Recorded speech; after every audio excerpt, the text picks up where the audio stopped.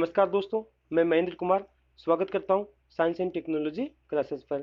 आज हम इस वीडियो में राजस्थान बोर्ड कक्षा 8 साइंस के अध्याय 1 कृषि प्रबंधन यानी एग्रीकल्चर मैनेजमेंट का बहुत ही अच्छी तरीके से अध्ययन करेंगे। आइए दोस्तों देखते हैं चैप्टर फर्स्ट कृषि प्रबंधन, जिसे एग्रीकल्चर मैनेजमेंट कहा जाता है।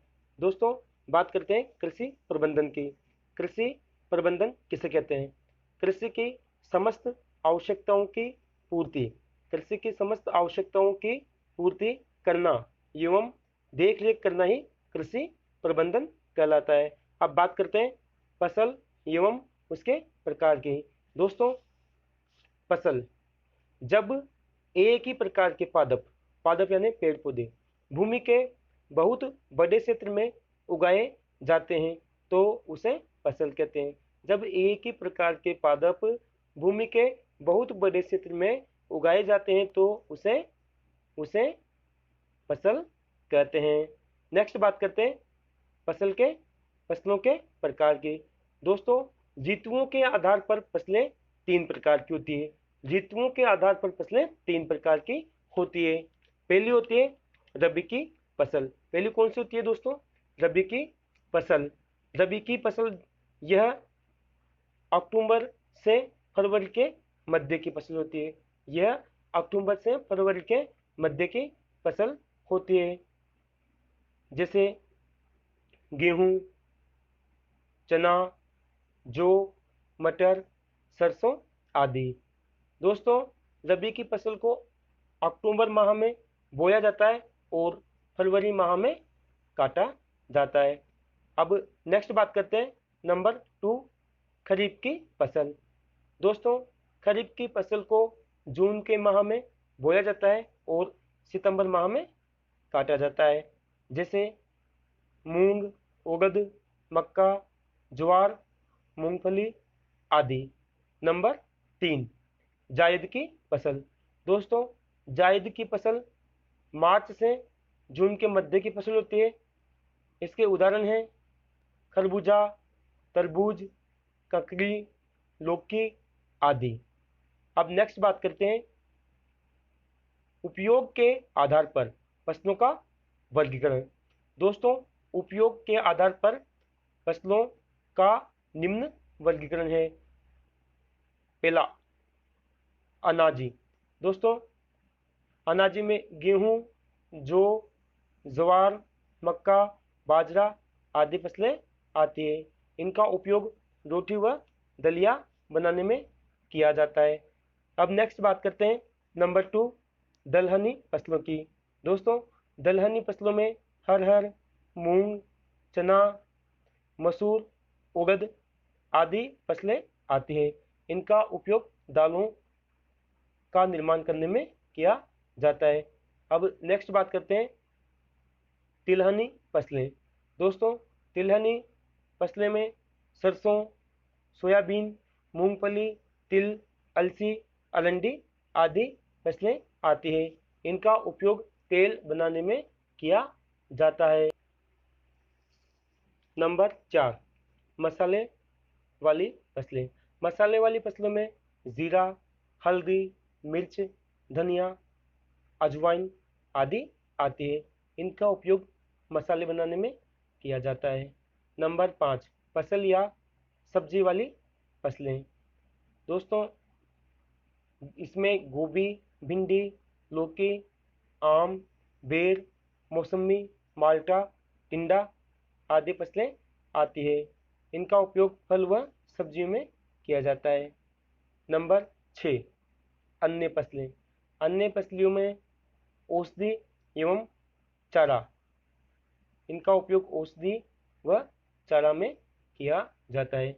अब नेक्स्ट बात करते हैं फसल उत्पादन प्रक्रिया की। फसल उत्पादन प्रक्रिया किसे कहते हैं? किसान द्वारा फसल बोने से लेकर मिट्टी दोस्तों किसान द्वारा फसल बोने से लेकर मंडी में बेचने तक की संपूर्ण प्रक्रिया फसल उत्पादन प्रक्रिया कहलाती है। फसल उत्पादन प्रक्रिया किससे कहते हैं दोस्तों? किसान के द्वारा फसल बोने से लेकर मंडी में बेचने तक का जो कार्य होता है, जो प्रक्रिया होती है, उसे फसल उत्पादन प्रक्रिया कहते हैं। नेक्स्ट बात करते हैं कृषि पद्धतियाँ यानी खेती के चरण। दोस्तों, किसान के द्वारा फसल उत्पादन हेतु किए जाने वाले क्रियाकलाप यानी कार्य कार्य ही कृषि पद्धतियाँ कहलाती है। किसान के द्वारा फसल उत्पादन हेतु किए जाने वाले जो क्रियाकलाप होते हैं, वो क्रियाकलाप ही कृषि पद्धतियाँ कहलाते हैं। कौन कौन से क्रियाकलाप होते हैं, जैसे खेती के चरण में देखते हैं। पहला होता है मिट्टी तैयार करना, दूसरा होता है बुआई करना, तीसरा होता है खाद व उर्वरक देना, चौथा सिंचाई करना, पांचवा फसल की सुरक्षा करना, छठा होता है फसल काटना और सातवां होता है अनाज का भंडारण करना। अब बात करते हैं मिट्टी तैयार करने की। मिट्टी तैयार करने के लिए सर्वप्रथम हमें खेत में से घास, फूस एवं अवांछित पौधों को निकाल देना चाहिए तथा कंकड़, पत्थर आदि को एकत्रित कर खेत से बाहर निकाल देना चाहिए। उसके पश्चात खेत में हल चलाकर मिट्टी को उलट पुलट करना चाहिए और मिट्टी की जांच एवं परीक्षण कर मिट्टी तैयार करना चाहिए। नेक्स्ट बात करते हैं खेत में हल चलाने के साधन की। दोस्तों, खेत में हल चलाने के निम्न साधन हैं। फर्स्ट, पशुओं द्वारा जो पारंपरिक तरीका है। नंबर 2, ट्रैक्टर द्वारा जो आधुनिक तरीका है। अब बात करते हैं मिट्टी पोली करने के लाभ की। दोस्तों, मिट्टी पोली करने के निम्न लाभ हैं। फर्स्ट, बीजांकुरण सही होता है क्योंकि बीज थोड़ा नीचे चला जाता है, जिससे जड़ें गहराई में आसानी से वृद्धि करती है। आसानी से मिट्टी पोली करने से आसानी से वायु जगहों तक पहुंच जाती है। नंबर 4, मिट्टी में रहने वाले लाभदायक जीवाणुओं की वृद्धि होती है। नंबर 5, भूमि के उलट पुलट से ऊपरी भूमि की मिट्टी फैल जाती है। अब नेक्स्ट बात करते हैं जुताई की। जुताई किसे कहते हैं? मिट्टी में हल चलाकर मिट्टी को उलट पुलट कर पोला बनाना ही जुताई कहलाता है। नेक्स्ट, कृषि के औजार। कृषि के औजार हल, कुदाली, कल्टीवेटर आदि होते हैं। कृषि के चरण नंबर 2, बुआई करना। किसान द्वारा खेत में बीज बोने की प्रक्रिया बुआई कहलाती है। किसान के द्वारा खेत में बीज बोने की जो प्रक्रिया होती है उसे बुआई करना कहते हैं, जिसके निम्न साधन होते हैं। दोस्तों, बुआई करने के कौन कौन से साधन होते हैं? पहला होता है हल, दूसरा होता है कुदाली, तीसरा होता है कल्टीवेटर। अब बात करते हैं कृषि पद्धति नंबर 3 की, खाद व उर्वरक। खाद व उर्वरक देना। मिट्टी में पोषक तत्वों के स्तर को बनाए रखने के लिए तथा मिट्टी की उर्वरता यानी उपजाऊपन को बनाए रखने के लिए मिट्टी में मिलाए जाने वाले पदार्थ को खाद एवं उर्वरक कहा जाता है। खाद एवं उर्वरक किसे कहते हैं दोस्तों? मिट्टी में जो पोषक तत्व होते हैं जैसे विटामिन, कार्बोहाइड्रेट आदि तत्वों के स्तर को बनाए रखने के लिए तथा मिट्टी की उर्वरता जो शक्ति होती है, उपजाऊपन जो होता है, उसको बनाए रखने के लिए मिट्टी में मिलाए जाने वाले जो पदार्थ होते हैं, उन पदार्थों को खाद व उर्वरक कहा जाता है। अब बात करते हैं खाद व उर्वरक में अंतर की। दोस्तों, खाद व उर्वरक में निम्न अंतर है। पहला देखते हैं, खाद प्राकृतिक यानी जैविक पदार्थ होता है, जबकि उर्वरक कृत्रिम यानी रासायनिक पदार्थ होता है। नंबर 2, प्राकृतिक खाद को खेतों में बनाया जाता है। दोस्तों, प्राकृतिक खाद को कहाँ पर बनाया जाता है? खेतों में बनाया जाता है, जैसे कंपोस्ट खाद हो गई, वर्मी कंपोस्ट खाद होगी आदि। अब बात करते हैं उर्वरक की। उर्वरक रासायनिक क्रियाओं के द्वारा फैक्ट्री में बनाया जाता है। दोस्तों, उर्वरक कहाँ पर बनाया जाता है?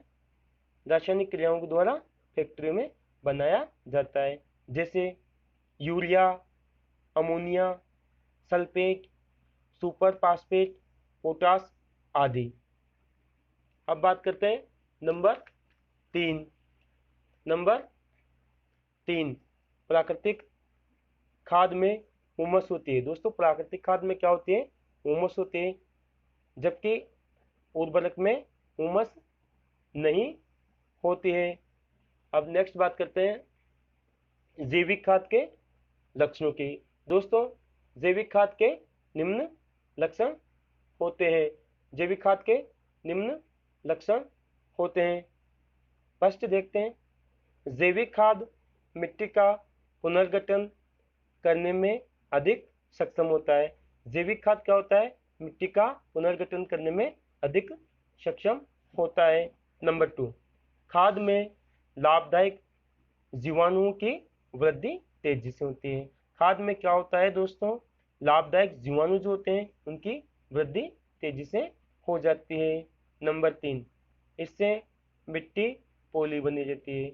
इससे क्या होता है? मिट्टी पोली बनी रहती है, जिससे जड़ों में शोषण क्रिया सरलता से होती है। नंबर 4, खाद जैविक खाद के लाभ। नंबर 4, जैविक खाद से मिट्टी की जल धारण करने की जो क्षमता होती है वो बढ़ जाती है। अब बात करते हैं कृषि के चरण नंबर 4 यानी सिंचाई करना। कई प्रकार के कृत्रिम साधनों द्वारा समय समय पर फसल को जल की आवश्यकता की पूर्ति करना सिंचाई कहलाता है। सिंचाई किसे कहते हैं दोस्तों? कई प्रकार के कृत्रिम साधनों के द्वारा समय समय पर फसल को जल की आवश्यकता की पूर्ति करना ही सिंचाई कहलाता है। नेक्स्ट बात करते हैं सिंचाई से फसल को होने वाले लाभ की। दोस्तों, सिंचाई से फसल को निम्न लाभ होते हैं। फर्स्ट, बीजांकुरण के लिए यानी बीज का जो अंकुरण होता है वो अच्छा होता है। नंबर 2, वाष्पोत्सर्जन क्रिया के लिए पत्तियों को जलापूर्ति करना। नंबर 3, जल द्वारा पोषक तत्वों को पौधे के विभिन्न भागों तक पहुंचाना। नंबर 4, पौधों की वृद्धि एवं विकास हेतु महत्वपूर्ण भूमिका निभाना। नेक्स्ट बात करते हैं सिंचाई हेतु जल के स्रोत। दोस्तों, सिंचाई हेतु जल के स्रोत कौन कौन से होते हैं? जैसे नदी, तालाब, कुआं, हैंडपंप, नहरें, बांध आदि। अब बात करते हैं सिंचाई के साधन की। दोस्तों, सिंचाई के 2 साधन होते हैं। पहला होता है पारंपरिक साधन और दूसरा होता है आधुनिक साधन। अब बात करते हैं पारंपरिक साधनों की। पारंपरिक साधन जैसे चरस, ढेकली, रहट, मोट आदि होते हैं, जबकि आधुनिक साधन हैं नलकूप, विद्युत पंप, डीजल पंप आदि। दोस्तों, पारंपरिक साधन यानी पुराने जमाने के, आधुनिक साधन यानी नए जमाने के। अब बात करते हैं सिंचाई की आधुनिक विधियों की। दोस्तों, सिंचाई की आधुनिक विधियां 2 प्रकार की होती है। पहली होती है छिड़काव तंत्र और दूसरी होती है ड्रिप तंत्र। छिड़काव तंत्र में फसल को छिड़क कर, है ना, पानी दिया जाता है, छिड़क कर सिंचाई की जाती है। जबकि ड्रिप तंत्र में बूंद बूंद सिंचाई की जाती है। दोस्तों, छिड़काव तंत्र असमतल भूमि के लिए उपयोगी होता है, जबकि ड्रिप तंत्र समतल भूमि के लिए उपयोगी होता है। दोस्तों, अब नेक्स्ट बात करते हैं कृषि पद्धतियां नंबर 5, यानी फसल की सुरक्षा करना, जो कि भाग 2 में दिखाई गई है, अर्थात इसके लिए भाग 2 देखें। दोस्तों, आशा करता हूँ मेरे द्वारा दी गई जानकारी आपको ज़रूर पसंद आई होगी। Please like and subscribe our channel. Thanks for watching this video.